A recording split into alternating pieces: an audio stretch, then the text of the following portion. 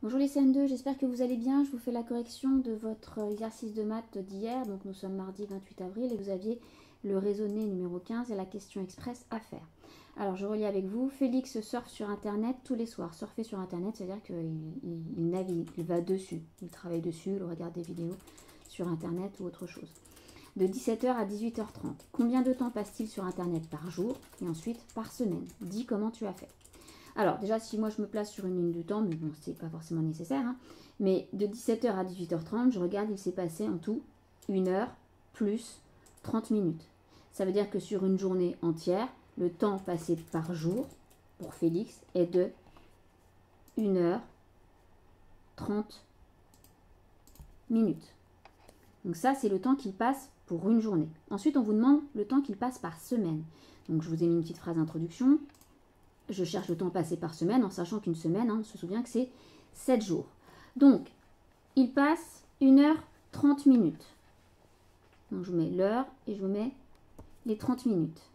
Donc, si jamais il se passe 7 jours, il va passer 1 heure fois 7.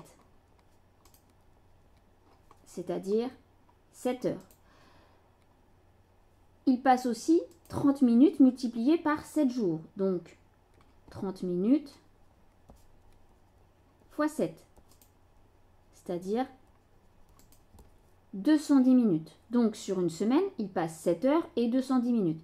Ces 210 minutes, je vais les transformer. 210 minutes, je cherche combien ça fait en heures et minutes. Donc, je peux faire 210 divisé par 60. Ou alors, je cherche combien de fois je vais avoir 60 dans 210 minutes. Je sais que 60 fois 3, ça fait 180. Donc, je vais avoir 60 minutes plus 60 minutes plus 60 minutes. Donc, 60 minutes plus 60 minutes plus 60 minutes, ça fait 180 minutes. 180 minutes pour aller à 210 minutes. Il me manque encore 30 minutes. 60 minutes, on se rappelle que ça fait 1 heure. Donc, 1 heure plus 1 heure plus 1 heure plus 30 minutes. Donc 210 minutes, si je le mets en heures et minutes, ça fait 3 heures et 30 minutes. Donc il passe pendant 7 jours 7 heures plus 3 heures 30 minutes. Donc j'additionne 7 heures plus 3 heures plus 30 minutes. J'additionne bien sûr mes heures entre elles. 7 heures plus 3 heures, ça fait 10 heures. Et auquel j'ajoute mes minutes, 30 minutes. Donc, en une semaine, il passe, ou il surfe, parce qu'on parle de surfer, 10 heures 30 minutes, j'ai plus la place, sur Internet. Voilà, j'espère que pour ce problème-là, ça a été.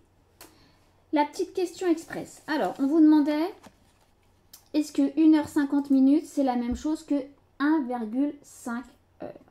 Alors, je récapitule. 1 heure 50 minutes, bah c'est 1 heure plus 50 minutes. 1,5 heures, c'est quoi? C'est 1 heure plus 0,5 heures. Qu'est-ce que c'est 0,5? C'est la même chose que la fraction 1 demi. 1 divisé par 2, ça me donne 0,5. Donc 0,5, j'ai le droit de l'écrire sous la forme 1 demi-heure. Or, 1 demi-heure, on l'a déjà vu, c'est la moitié d'une heure. La moitié d'une heure, en sachant que 1 heure, c'est 60 minutes. La moitié de 60 minutes, c'est 30 minutes. Donc, 1,5 heures, c'est 1 heure plus 30 minutes. Donc, est-ce que 1,5 heure, c'est la même chose que 1 heure 50 minutes? Non. 1 heure 50 minutes, c'est 1 heure plus 50 minutes. 1,5 heure, c'est 1 heure plus 30 minutes. Donc, 1,5 heure n'est pas la même chose que 1 heure 50 minutes. 1 heure 50 minutes, il y a 20 minutes de plus que dans 1 heure 30 minutes. Voilà, j'espère que ça a été.